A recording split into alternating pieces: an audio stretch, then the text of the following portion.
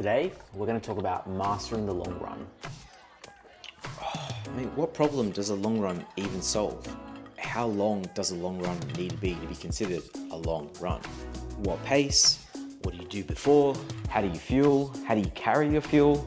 So they're the questions I'm going to try and answer today with my roughly 18 months worth of running experience under the guidance of a triathlon and endurance sports coach who has like a million years of experience. I've done 3 triathlons now and some running events, and I've had my fair share of ups and downs. Just abandoned my workout. So hopefully, I can share a thing or two about my experience and my learnings on the long run. So what problems does the long run even solve? Broadly speaking, it solves these 2 things, starting with building endurance and all the different aspects of endurance. So your aerobic capacity, being able to transport oxygen more efficiently in the body, your muscular endurance, getting your legs used to the impact, and then building mental toughness. Number 2, it's an awesome, safe space to simulate a race in a low stakes environment, which comes in absolutely clutch as you get closer to events and goals. All of the answers to the rest of the questions you can critically think through by thinking about what problem you're solving with the long run. Weather looks absolutely miserable today. Problem is, it's only going to get worse throughout the day, so it's now or never. Ironically, this is not a long run. It's just a 45-minute Tuesday endurance run.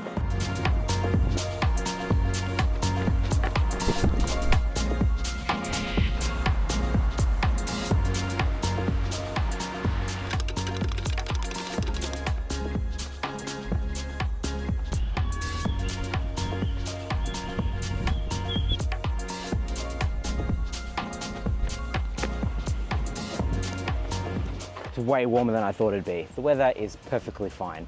If my socks are still dry, then there is nothing to complain about. I refuse to believe I'm running in inclement weather if my socks are still dry.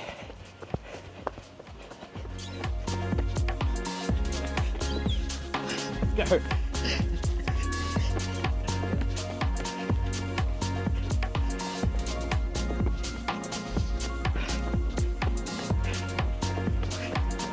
How far are you gonna run? Okay. Oh my gosh, you've got me in the bag. See you later. Nice work.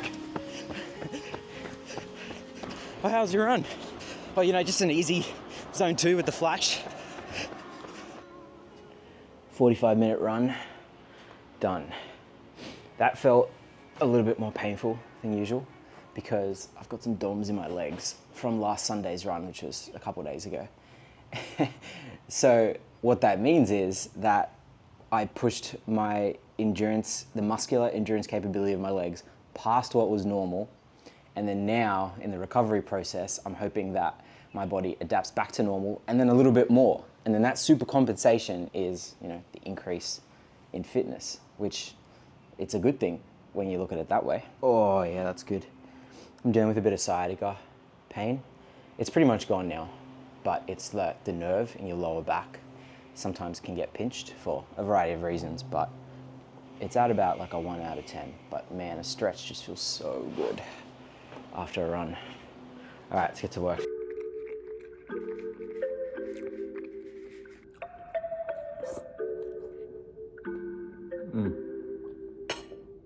What? Don't give me that side eye. You want something? You want some? All right, just one bit. How long does a run need to be considered a long run for you? As my coach likes to say, how long is a piece of string? The answer is it depends. Do you have a goal or an event that you're training for? Or do you just want to run further? If your goal is an event, then the long run could be an incremental build to the event distance. And as you get closer, then it could become a race-specific workout, a race simulation. But what happens if your event is pretty short, like say a 5K, and that just doesn't cut it as a long run for you? Well, then the long run defaults back to its fundamental purpose, to build endurance and build those systems. So then the answer could be 3Ks, it could be 30Ks for you, depending on your experience level. It's as long as it needs to be to stress those systems and then cause a supercompensation in the recovery down the track. If none of that helps you, here's some rules of thumb that I've come across that I really like. The number one is my coaches, which is the long run being about 1.5 times a weekday run. So if your weekday run is like 8 to 10Ks, then the long run would be about 15Ks, give or take. Some other ones that I've come across are 20% of your total run volume for the week. I don't really love that one because if you're not a high volume runner doing 100Ks a week and you're only doing, 20, 30Ks a week like me, well then 20% of 30Ks is like 6Ks, and that's not even a weekday run. So it doesn't really work for low volume runners. For my Ironman 70.3 training, I progressively pushed my long run to the event distance of 21Ks, and I would say it was absolutely crucial in just giving me the confidence I needed for the event, testing race pace, intensity on tired legs, my nutrition, and just feeling the sensations in the body as I got incrementally more and more tired towards that event distance. So I could not recommend that more. Total little side quest here, but I'm running this little diffusion filter on the edge of this, and it just looks like the camera is placed next to a hot cup of coffee. It's that misty. It's just this little diffusion filter. It's just a bit much, isn't it? What do you think? Let me know below. It's just, do you like it? Do you not like it? It's supposed to be a creative choice, but it's a bit too creative for me. I think it's just distracting from the video.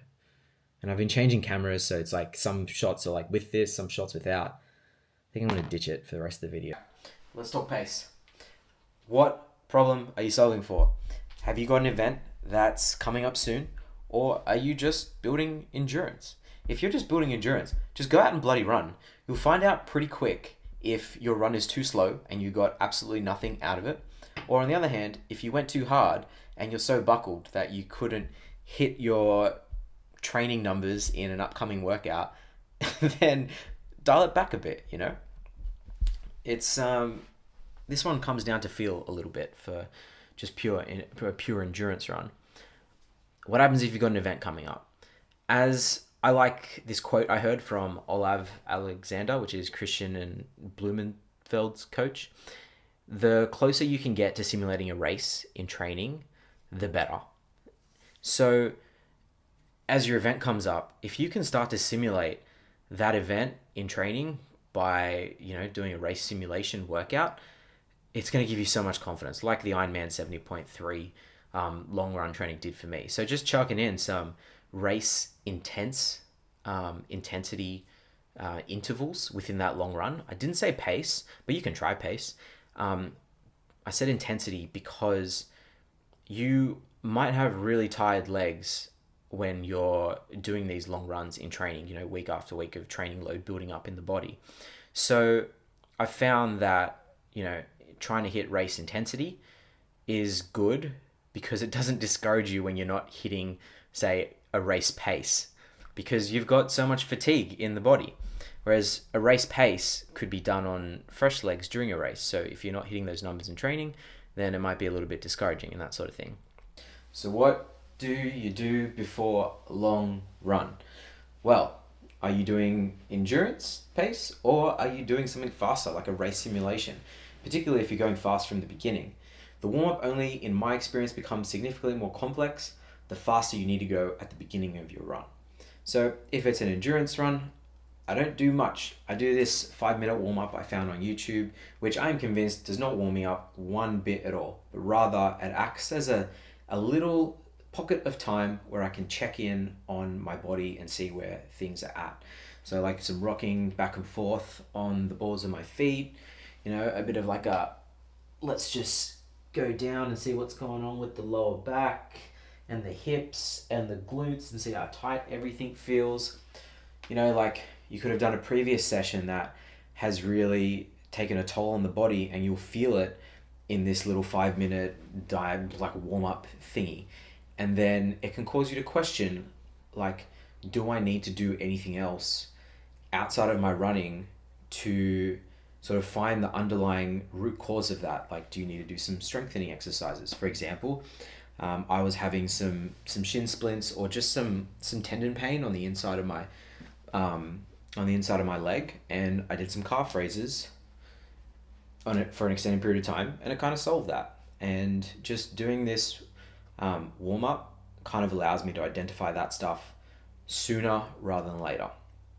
Then on the other hand, if I'm doing something more like a race simulation, or we've got a fast start from the beginning for whatever reason, then I'll do that 5 minute check-in, maybe a little bit shorter, but essentially I just start running. I start running super slow as I need to, and then I increase the pace very gradually. And I do this for about a kilometer, 5 minutes, 8 minutes, 10 minutes, whatever I kind of need on the day. I don't like to put a time frame on it. I kind of base this on what I'm feeling. Then I stop and I do this 5 minute warm up thing again. No, sorry, I don't do that. I do more of a dynamic stretching. So I'll really do some leg swings, back, forth, like whoop, to the side, and some lunges, and really just try and stress the body, get it warm, see if there's any niggles that I'm dealing with, and stretch those out. And then also question, should I be doing this fast a pace or run? Am I going to put myself at risk of an injury? I really like how good some like light stretching or some dynamic stretches feel after I've been running a kilometer or so, however long, no time limit. And that just loosens up the body and finds any problem areas. For me at the moment, it's my hip flexors. Also, I've found over time, like the bits that are in my warm up, the dynamic stretches, the things that I do, all kind of serve a purpose. In the sense that they're identifying a problem area, or they're testing a problem area that I've had in the past. It's not just a warm up; it's so much more. How do you feel? How do you carry your fuel? I always like to eat something before. If it's in the morning, generally something porridge, something kind of light on the stomach. Although I've been known to eat more, and I don't mind this because I just look at it as like gut training. Because when you're in a race, you're literally stuffing yourself like with enough food so you can like go as hard as you can for as long as you can. That's more triathlon.